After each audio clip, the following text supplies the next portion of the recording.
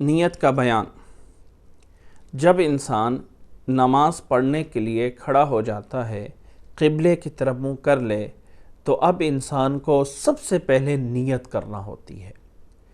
اللہ کے نبی صلی اللہ علیہ وسلم کا فرمان ہے، انما الاعمال بالنیات، کہ تمام اعمال کا دار و مدار نیت پر ہے۔ نیت ہے تو وہ عمل ہے، اور نیت نہیں ہے تو وہ عمل نہیں ہے۔ نماز سے پہلے بھی انسان کو نیت کرنا ضروری ہوتا ہے کہ یہ میں نماز پڑھ رہا ہوں، اور اس نیت کے کوئی الفاظ نہیں ہیں کہ انسان اللہ تعالیٰ کو یہ بتائے کہ میں یہ والی نماز تیرے لیے اور فلاں جگہ پہ اور اپنا منہ قبلے کی طرف کر کے پڑھ رہا ہوں۔ اپنی زبان میں کوئی ایسے الفاظ اللہ کے نبی صلی اللہ علیہ وسلم سے ثابت نہیں ہے۔ صرف دل سے ارادہ کرنا کہ میں اللہ کے لیے نماز پڑھ رہا ہوں، اسی چیز کا نام نیت ہوتا ہے۔ اور زبان سے اگر کوئی الفاظ بولتا ہے تو وہ اس پہ اضافہ ہوگا، کیونکہ نیت جو ہے وہ ارادت القلب، دل کے ارادے کا نام ہے، اس کا نام ہے نیت۔ اب اگر کوئی انسان الفاظ بولتا ہے تو وہ اس عمل پہ اضافہ ہو رہا ہے جو اللہ کے نبی صلی اللہ علیہ وسلم سے ثابت نہیں ہے۔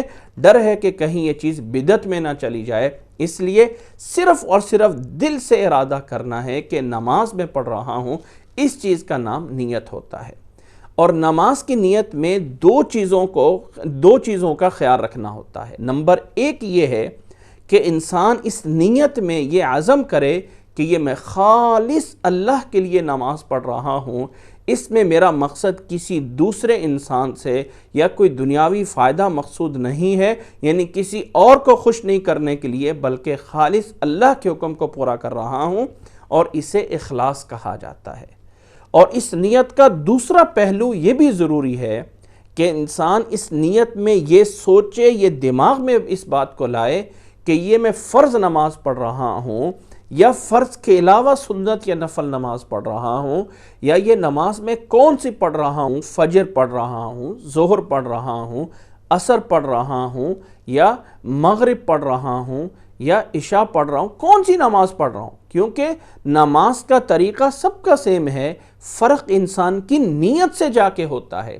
اس لیے نیت میں اس چیز کا فرق کرنا ضروری ہے، کون سی نماز پڑھ رہا ہوں اور نفل پڑھ رہا ہوں یا فرض پڑھ رہا ہوں، یہ فرق نیت سے جو ہے وہ ضروری ہوتا ہے۔